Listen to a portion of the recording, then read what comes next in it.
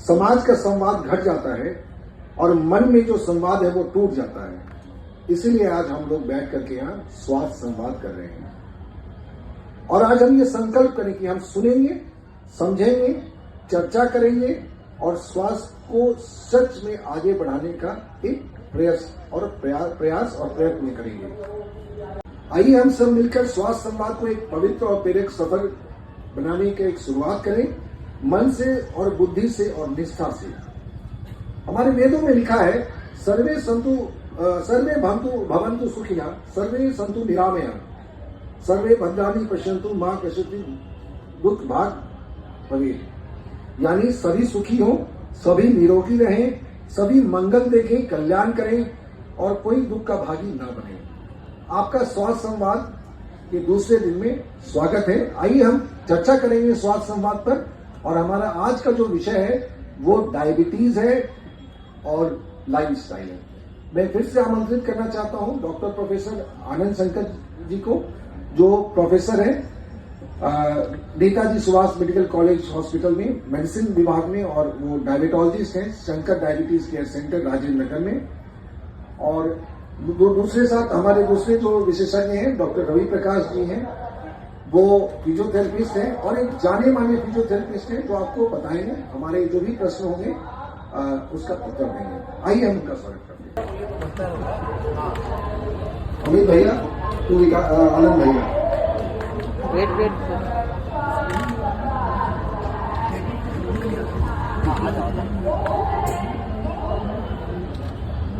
आज का जो विषय है वो है डायबिटीज, मधुमेह, और इसकी जागरूकता के लिए ये जो सेशन रखा गया है, आशा करता हूं कि ये काफी उपयोगी होगा।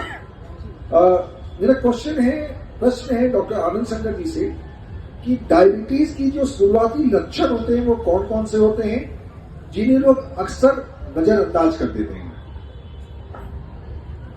धन्यवाद डॉक्टर विकास शंकर, धन्यवाद पटना पुस्तक मेला 2025 और धन्यवाद आप सभी को कि आज आप इस स्वास्थ्य संवाद में शिरकत कर रहे हैं। जैसा कि डॉक्टर विकास ने बताया कि हमारे पूर्वजों ने ऐसा पहले से ही बता के रखा है कि हमें क्या करना है, कैसे करना है और क्यों करना है और कब करना है कि हम स्वस्थ रहें। ये सिर्फ वेद में नहीं है, ये इस्लाम के कुरान में भी है, ये बाइबल में भी है। हम पढ़ नहीं रहे। जैसा कि सवाल है कि डायबिटीज, मधुमेह, शुगर की जो बीमारी है उसके लक्षण क्या है। 2009 के बाद WHO जो विश्व स्वास्थ्य संस्थान है उसने ये कहा कि डायबिटीज एक बीमारी नहीं, एक लाइफ स्टाइल डिसऑर्डर है और इसके लक्षण बहुत देर से पता चलते हैं। कारण क्या है?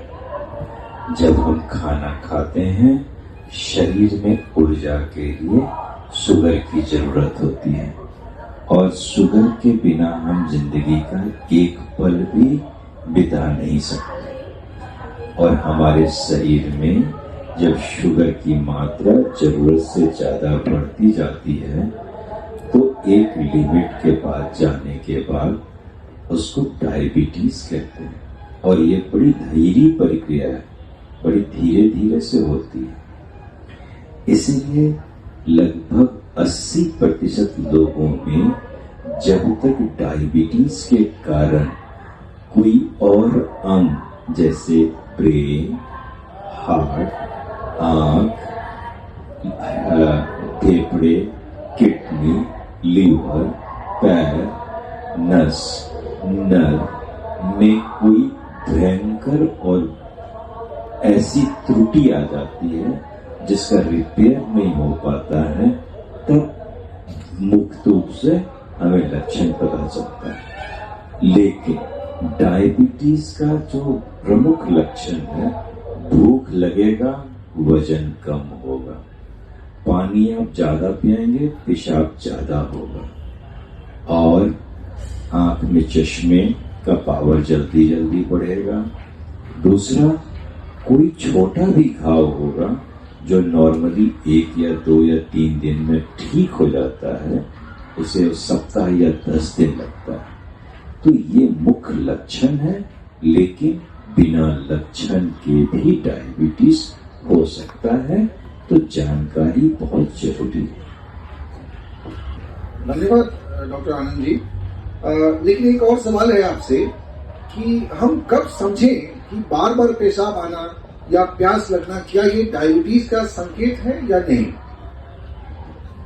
बार बार पेशाब आना डायबिटीज का संकेत हो सकता है, क्योंकि ठंड के मौसम में नॉर्मल आदमी को भी बार बार पेशाब आता है।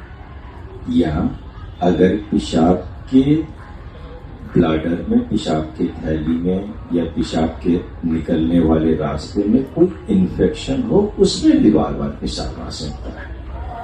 लेकिन अमूमन बार बार पेशाब अगर आपके रोजमर्रा के जीवन को डिस्टर्ब कर रहा है और आपके नींद को वो डिस्टर्ब कर रहा है, तो आप जरूर जाकर के अपने शुगर का चेक करवाएं, जिससे ये पता चल सके कि आपको डायबिटीज है कि नहीं। धन्यवाद। कितना चलना चाहिए, ये बड़ा ही एक गंभीर प्रश्न है। और सब लोग एक जैसे तो है नहीं। जब हमारे 5 की उंगलियां हाथ की अलग अलग है, तो 2 लोग एक जैसे कैसे हो सकते हैं? तो ये कौन डिसाइड करेगा कि हमको कितना चलना चाहिए? सबसे पहले ये संवाद, आप अपने शरीर से संवाद कीजिए कि आप कितना चल सकते हैं। कुछ बुजुर्ग होंगे, हो सकता है उनको गठिया हो, हड्डी की प्रॉब्लम हो, वो नहीं चल पाए। आप जितना भी चल सकते हैं वो आपके लिए फायदेमंद होगा। खास तौर पे जैसे हमारे युवा साथी हैं और बिहार एक युवा प्रदेश है, तो कोशिश कीजिए 5 से 7 हजार कदम प्रतिदिन चले। कैसे होगा ये? आप कहीं कॉलेज जाते हैं, स्कूल जाते हैं, काम करते हैं, लिफ्ट मत लीजिए, सीढ़ी लीजिए। 1 स्टॉप पहले भी उतर जाइए, 1 स्टॉप बाद उतरिए, उतना चलिए। इससे आपका 5 से 7 हजार स्टेप हो जाएगा। और ये कम से कम करने से भी आपको उतना ही फायदा मिलेगा जितना कि सुबह गांधी मैदान का 4 चक्कर लगाने से होता है। धन्यवाद।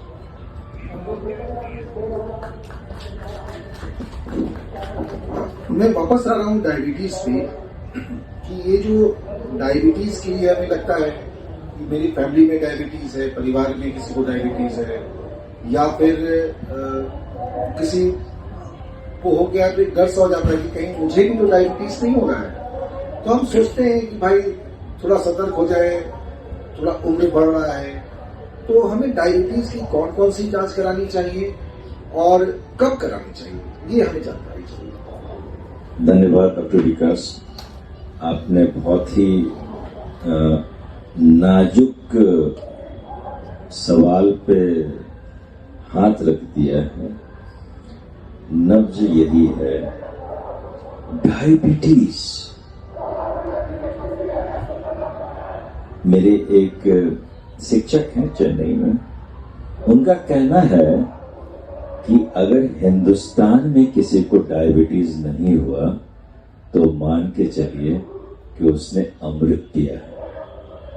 हमारे जीनों, हमारे अनुवांशिकता में ही डायबिटीज का जीन मौजूद, और हम अपने शरीर से महाभारत करते हैं स्वास्थ्य को लेकर के, खान पान को लेकर के, दिनचर्या को लेके, शारीरिक श्रम को लेकर के, और वो महाभारत एक या तो आपकी मंदोदरा के रूप में या कई कई के रूप में सामने आती है, और जिसका नाम हम अब डायबिटीज कहते हैं। इसको कंट्रोल किया जा सकता है, लेकिन आनुवांशिक रूप से हम भारतीय डायबिटीज होने के लिए बहुत ज्यादा प्रोन है।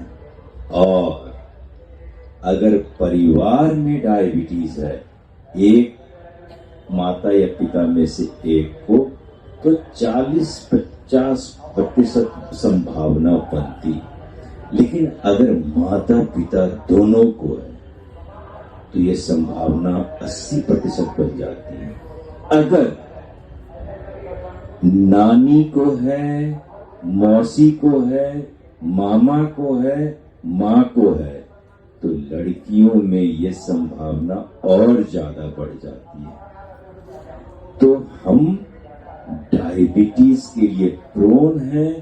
खान पान अपने मूल खान पान से विमुख हैं, अपने मूल शारीरिक श्रम से विमुख हैं, और जो महाभारत शरीर के अंदर में होता है वो डायबिटीज कहलाता है।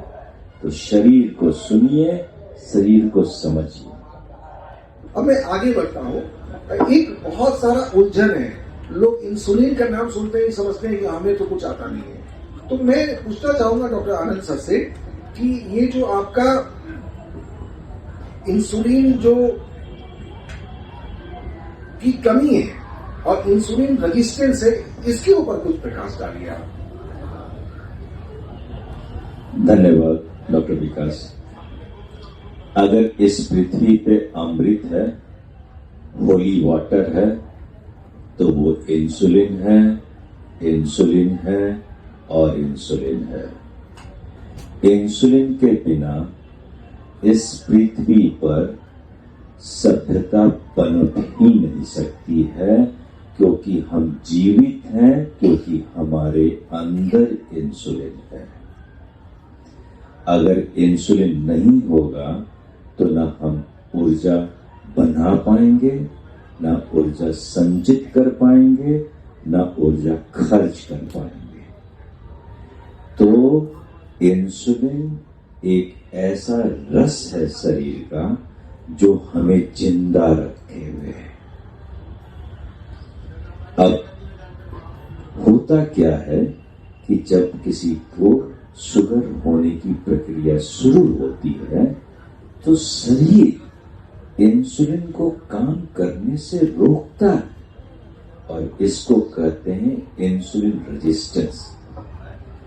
जैसे कि जब ताला में जंग लग जाता है तो चाबी एक बार डालने से नहीं खुलता है, बार बार घुराना पड़ता है तब खुलता है। यही है इंसुलिन रेजिस्टेंस। उपाय क्या है? इंसुलिन रेजिस्टेंस मोटापा के कारण, शरीर में चर्बी के कारण, वजन के कारण, श्रम कम करने के कारण, ज्यादा तेलीय खाना खाने के कारण, और अनियमित खाना, नियम से परे और समय से परे खाने के कारण होता है। तो इंसुलिन खराब नहीं है। इंसुलिन के कारण तो हम आपसे संवाद कर पा रहे हैं और आप यहाँ संवाद सुन पा रहे हैं, लेकिन क्या हम समय पे खाते हैं, समय पे श्रम करते हैं, समय पे सोते हैं? नहीं करते हैं तो प्रतिरोध बढ़ जाता है, और जो शरीर में इंसुलिन बन रहा होता है वो काम नहीं कर पाता। जब वो काम नहीं कर पाता है तो उसमें हो जाता है डायबिटीज। तो मैं अगले सवाल का इंतजार करूंगा इसके आगे और बताने की। मैं फिर डॉक्टर आनंद जी से पूछना चाहूंगा कि ये जो HbA1c है, एक जब डॉक्टर लिख देते हैं HbA1c, तो इसका क्या महत्व है HbA1c करने का? दूसरा है ये जो फास्टिंग शुगर है या पोस्ट पेरिनियल शुगर का जो हम लोग टेस्ट करते हैं, इन सब जांच जो हम लोग कराते हैं चिकित्सक हैं, इसका क्या महत्व है और ये डायबिटीज को नियंत्रित करने में आम जन को कैसे हमें उस पर क्या ध्यान देना चाहिए कि वो उनको मदद कर पाए। किसने शुगर देखा है, शक्कर किसने देखा है? देखा किसी ने नहीं, सबने स्वाद लिया है। और ये स्वाद हमारे जीव ने लिया है शरीर के लिए। तो हमें शरीर से ही पूछना पड़ता है कि शुगर नॉर्मल कितना रखें। शरीर ने कहा खाली पेट का शुगर अगर 100 से ज्यादा है, खाने के बाद का शुगर 140 से ज्यादा है, तो ये शरीर पे नकारात्मक प्रभाव डालेगा। इसीलिए नॉर्मल शुगर 100 खाली पेट में और 140 खाने के 2 घंटे के बाद, और 24 घंटे में कभी कभी शुगर 180 से नीचे रहे तो बेहतर है। HbA1c ग्लाइकोसाइलेटेड हीमोग्लोबिन बहुत ही टेक्निकल टर्म है और इसको मैं आपको एक साधारण उदाहरण के रूप में बताता हूं। आप एक चाशनी में एक सिक्के को लटका दीजिए और 3 महीने तक छोड़ दीजिए। चाशनी से चीनी सिक्के में जमा हो जाएगा और ये सिक्का को मान लीजिए कि ये खून का एक सेल है जिसको कहते हैं रेड ब्लड सेल, जो लाल खून कहते हैं। लाल खून का जो लाइफ स्पैन है, जो जन्म और मृत्यु का समय है, वो 90 दिन का होता है। और ये बढ़े हुए शुगर इस लाल खून पे जाके बैठ जाता है और इसी को हम लोग जांचते हैं तो हमें पता चलता है कि पिछले 3 महीने का शुगर कितना है। ये एक एवरेज शुगर है। ये एक बहुत ही महत्वपूर्ण जांच है डायबिटीज के लिए। अगर ये जांच हम न कराएं तो पता नहीं चलेगा कि 3 महीने में शुगर कितना था, क्योंकि जब हम फास्टिंग और पोस्ट प्रेंडियल शुगर चेक कराते हैं तो जिस वक्त शुगर का जांच होता है उस वक्त शरीर में शुगर की मात्रा पता चलती है। 3 महीने की मात्रा पता नहीं चलती। इसीलिए जब भी आप जांच कराएं तो खाली पेट का, नाश्ते के 2 घंटे बाद का और HbA1c 3 महीने का ब्लड शुगर का जांच जरूर करवाएं। धन्यवाद। ये जानना बहुत जरूरी है हम लोगों के लिए और हमसे ज्यादा आप लोगों के लिए। आप हैं तभी हम यहाँ बैठे हैं। ये आप हैं जो हमको ये शक्ति देते हैं। ये आप हैं जिनसे हमें ऊर्जा मिलती है। पतले दुबले लोगों को भी डायबिटीज होता है, मोटे लोगों को भी होता है और पतले लोगों को होता है। अंतर है, डायबिटीज के कई प्रकार हैं। एक है टाइप 1, जो शरीर के अंदर बचपन से ही इंसुलिन बनाने की क्षमता नहीं रहती है और ताउम्र उनको इंसुलिन ही लेना पड़ता है जीवन जीने के लिए। ये कहलाता है टाइप 1 डायबिटीज। दूसरे प्रकार का डायबिटीज जो हम हिंदुस्तानियों में होता है वो है टाइप 2।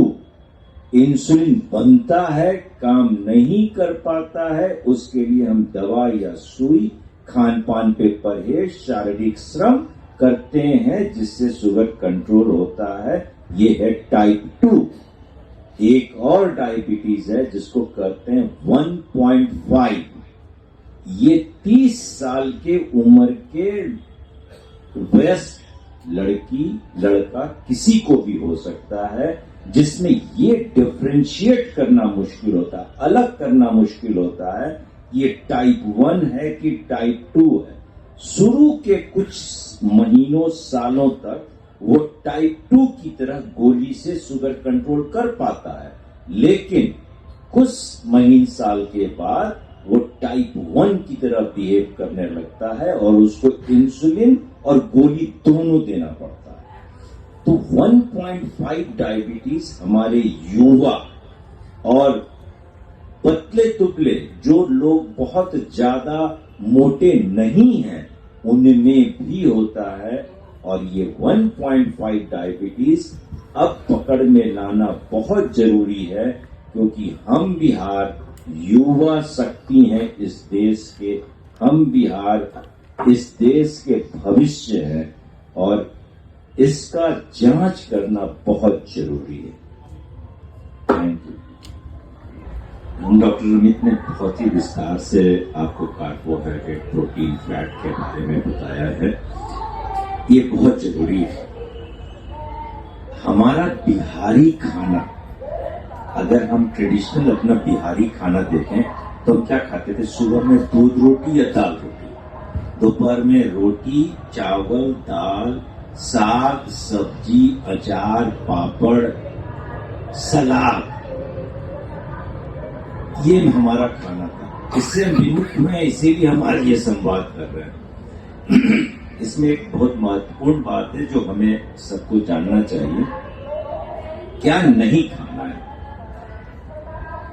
शक्कर, शहद, गुड़, ग्लूकोज या इससे बना हुआ खाना नहीं खाना है।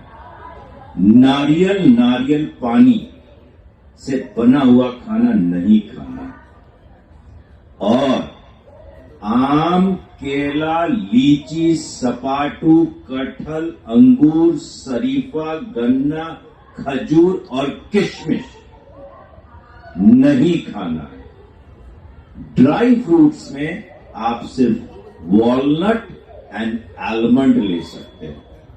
बाकी ड्राई फ्रूट्स जब तक कि मेडिकली सजेस्टेड नहीं हो नहीं खाना। और शुगर फ्री जो आर्टिफिशियल शुगर है, हम आर्टिफिशियल शरीर लेके पैदा नहीं लिए हैं, तो हम आर्टिफिशियल चीज क्यों लें? और गर्भवती महिलाओं को शुगर फ्री का सेवन नहीं करना है। आपने बहुत ही अच्छे से बताया और स्पष्ट बताया, एक संदेश दिया जनता को कि ये जो गर्भवती जो प्रेग्नेंट वुमेन में शुगर फ्री का आप प्रयोग नहीं करें। मैं फिर डॉक्टर आनंद शंकर जी के पास जाना चाहूंगा। और एक बहुत बड़ी भ्रांति है, जो डायबिटीज के पेशेंट होते हैं वो दवा चलते रहता है तब तक तो बहुत खुश हो जाते हैं, लेकिन जैसे ही उनको डॉक्टर लिख देते हैं इंसुलिन तो वो घबराहट हो जाती है उनको। फिर वो डॉक्टर शॉपिंग करने लगते हैं कि नहीं डॉक्टर साहब लगता है आप ज्यादा ही ट्रीटमेंट कर रहे हैं। और ये भ्रांति जैसा बन गया है कि इंसुलिन अच्छी चीज नहीं है या तो बहुत ही खराब मेरी स्थिति हो गई तभी डॉक्टर साहब हमको इंसुलिन दे रहे हैं। तो मैं डॉक्टर आनंद शंकर जी से ये पूछना चाह रहा हूँ कि इसमें लोगों को बताएं कि इसमें क्या स्पष्टता है, इंसुलिन कब डॉक्टर चिकित्सक आपके मधुमेह रोग विशेषज्ञ देते हैं और इसका लेना या कितना जरूरी है समय पर। धन्यवाद डॉक्टर विकास। खुदा न खास्ता अगर मुझे डायबिटीज हुआ तो मैं गोली का सेवन ही नहीं करूंगा, मैं इंसुलिन ही लूंगा। इंसुलिन इस पृथ्वी पे अमृत है, होली वाटर है। इंसुलिन है इसीलिए हम दोनों सामने बैठे हैं। और चूंकि शरीर में इंसुलिन कम बन रहा है या काम कम कर रहा है, इसीलिए बाहर से इंसुलिन की जरूरत पड़ रही है। इंसुलिन एक ऐसी दवा है पूरे मेडिकल साइंस में, पूरे मानव सभ्यता में, जो कि एक दिन के बच्चे से लेके 100 साल के बुजुर्ग को भी दिया जा सकता है, जो कि महिलाओं को गर्भ अवस्था में भी दिया जा सकता है। और ये अकेला दवा है जिसका कोई लोअर और अपर लिमिट नहीं होता है। बाकी सभी दवाइयों का कुछ न्यूनतम और अधिकतम मात्रा फिक्स है, सिवाय इंसुलिन के। अगर डायबिटीज है और दवाइयों से शुगर कंट्रोल नहीं हो पा रहा, इसका मतलब है कि शरीर में शुगर कंट्रोल करने की क्षमता, दवाइयों से जो इंसुलिन पैदा हो रहा था वो खत्म हो गया है, और इंसुलिन अब आपके लिए या मेरे लिए जीवन रक्षक दवाई है। तो जीवन को रक्षा रखना है तो इंसुलिन से दोस्ती करना पड़ेगा। मिथ्या में न रहें कि इंसुलिन खराब है, इंसुलिन अमृत है। बहुत खूब। अब हम अपने कार्यक्रम के लगभग अंतिम पड़ाव पे आ गए हैं। चूंकि ये जन संवाद है, अगर आम जनता के बीच से अगर कोई क्वेश्चन है इंसुलिन को लेके, डायबिटीज को लेके, लाइफ स्टाइल को लेके, तो आप प्रश्न पूछ सकते हैं, मैं आपके पास आऊंगा। सर, आप पहले अपना नाम बताएं, कहाँ से हैं और तब अपना प्रश्न। कुमार सर, रामकृष्ण नगर पति। सवाल यही सर कि शुगर से आंख में पसंद ज्यादा मन देखने की क्षमता कमती है, क्षमता घटती है देखने। हमने ये चर्चा की थी कि जो ऑर्गन है, आंख है या लीवर है या किडनी है, उस पर क्या इफेक्ट आता है। डॉक्टर आनंद शंकर से कुछ कहना चाहेंगे। आंख एक ऐसा हमारे शरीर का ऑर्गन है जो मस्तिष्क का सीधा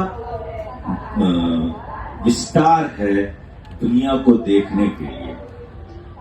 अगर हम दुनिया को देख रहे हैं तो ये आंख मस्तिष्क का सीधा विस्तार करती है।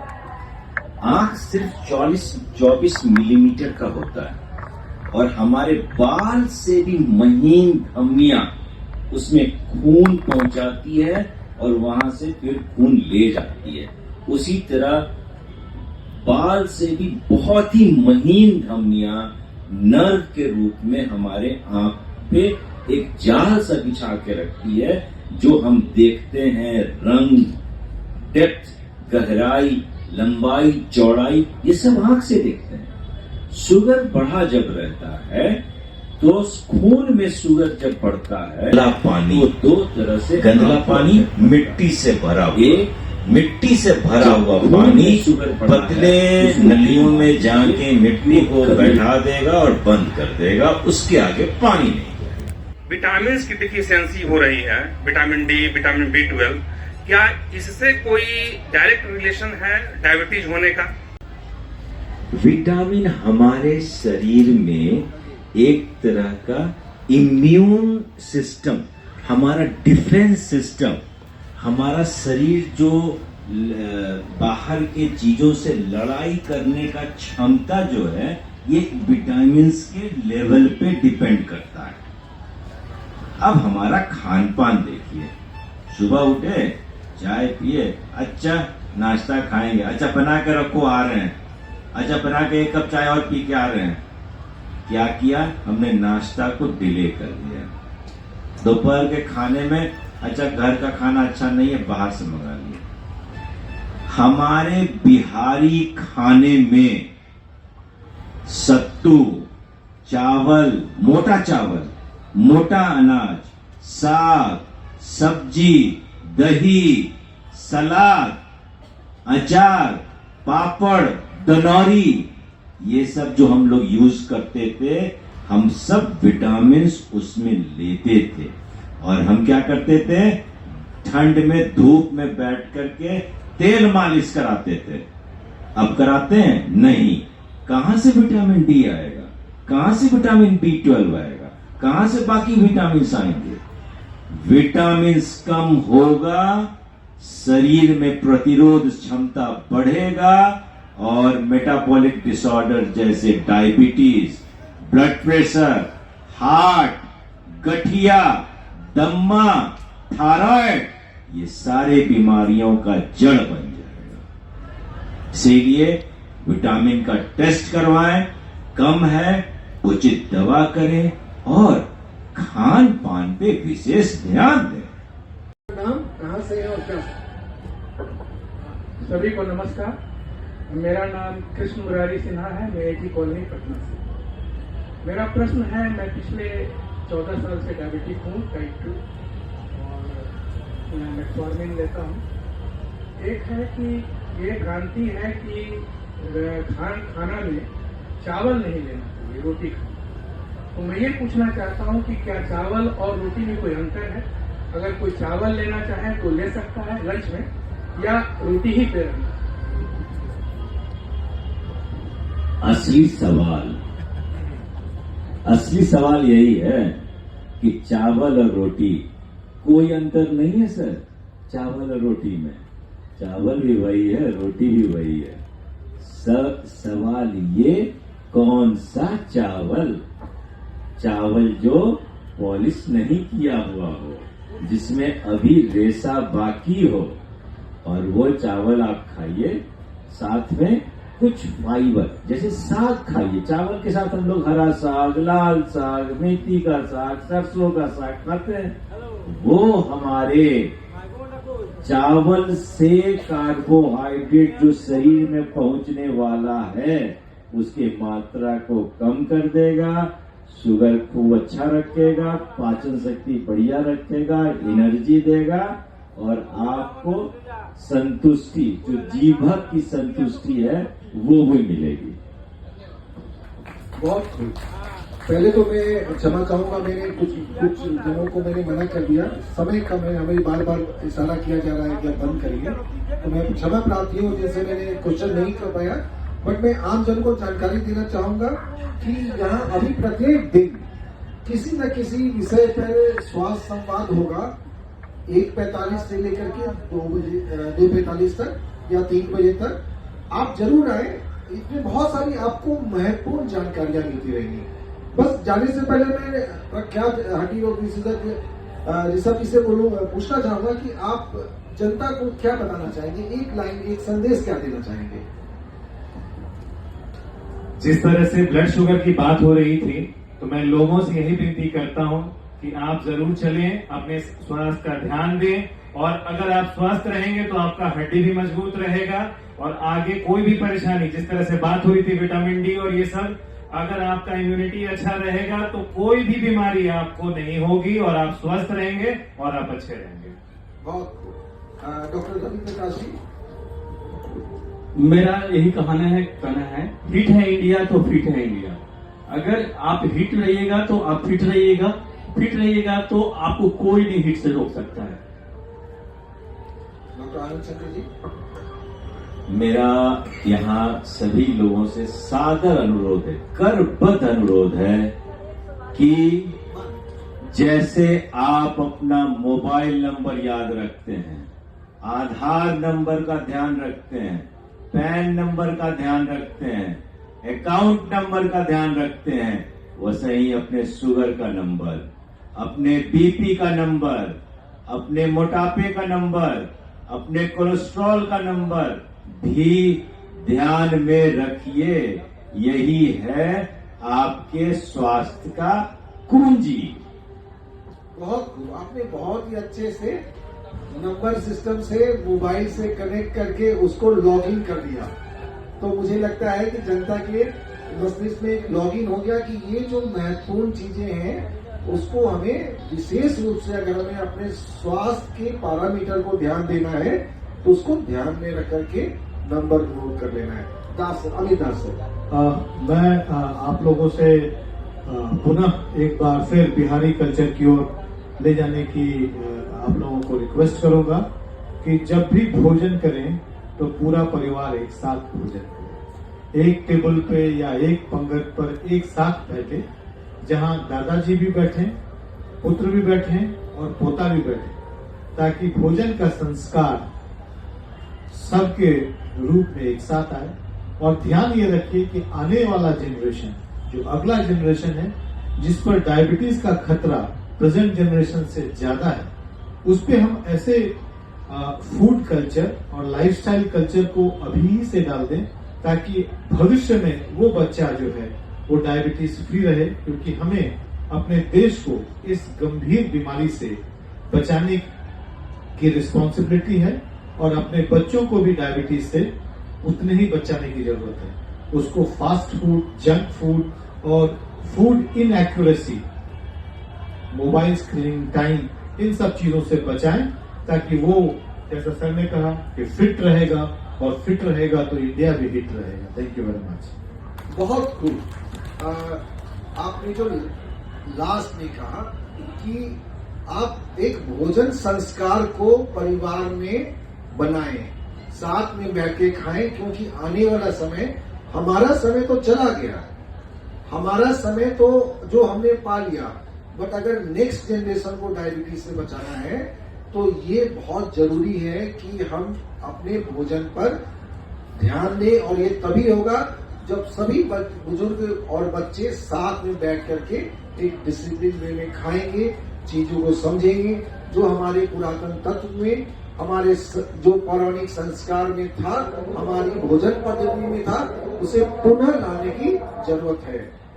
हम फिर से रिपीट कर रहे हैं, हम तकनीक में तो आगे बढ़ गए हैं, लेकिन जीवन शैली की सरलता को खो रहे हैं।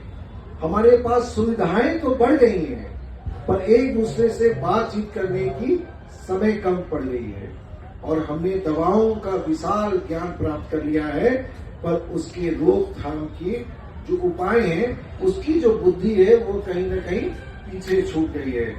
और विश्वास मानिए, आपके जितने भी चिकित्सक हैं, वो सब यही चाहते हैं कि हमारे जो पेशेंट हैं वो स्वस्थ रहें, खुशी रहें, सुखी रहें, रोग से मुक्त रहें, और उसमें कोई कष्ट न हो। ये सभी चिकित्सक चाहते हैं, और ये जन संवाद है, इसी के लिए बुलाया गया है कि हम आपको समझाएं कि आपके जो चिकित्सक हैं वो आपको बहुत ही स्वस्थ देखना चाहते हैं। कोई चिकित्सक नहीं चाहता है कि आपके जो पेशेंट वो खराब हो जाए या कुछ और हो जाए। सो ये आम जनता को एक स्पष्ट संदेश देना चाहिए। और जो वेदों में एक जो पंक्ति है, मैं फिर से दोहराना चाहूंगा कि सर्वे भवन्तु सुखिनः, सर्वे सन्तु निरामया, सर्वे भद्राणि पश्यन्तु मां कश्चित् दुख भाग भवे। यानी सभी हम चिकित्सक चाहते हैं कि आप सभी सुखी हो, निरोगी रहें, और सभी मंगल देखें, सभी का कल्याण देखें, और कोई भी दुख का भागी नहीं बने। हम सभी चिकित्सक यही चाहते हैं। आप सबों का इस संवाद में भाग लेने के लिए, सुनने के लिए, और एक दूसरे से वार्तालाप करने के लिए, और समय देने के लिए, बहुमूल्य समय देने के लिए बहुत बहुत धन्यवाद। आशा करता हूं कि हमारे जो विशेषज्ञ हैं, उन्होंने आपको सही और अच्छी बातें का और आपकी सरल भाषा में आपको ज्ञान दिया, ताकि अपने आप को आप स्वस्थ रख सके। मैं एक बार पुनः अपने सभी विशेषज्ञ चिकित्सकों को धन्यवाद देता हूं, और चाहता हूं कि आप इनके अगेन धन्यवाद तालियों की गड़गड़ाहट से करें। पुनः आप सभी को इस कार्यक्रम में भाग लेने के लिए धन्यवाद।